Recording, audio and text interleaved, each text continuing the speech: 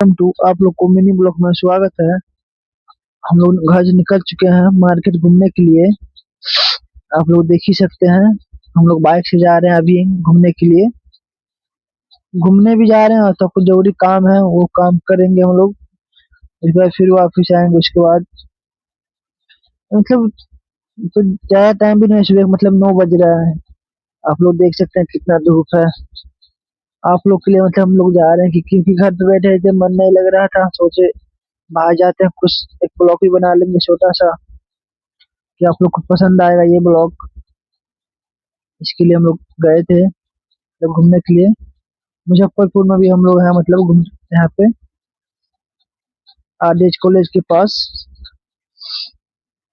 आप लोग कमेंट में बताइएगा कि जगह कहाँ का है, किस जगह का है। आप लोग को एक मंदिर भी दिखा होगा यहाँ पे। आप लोग कमेंट में बताइएगा कौन सा मंदिर है।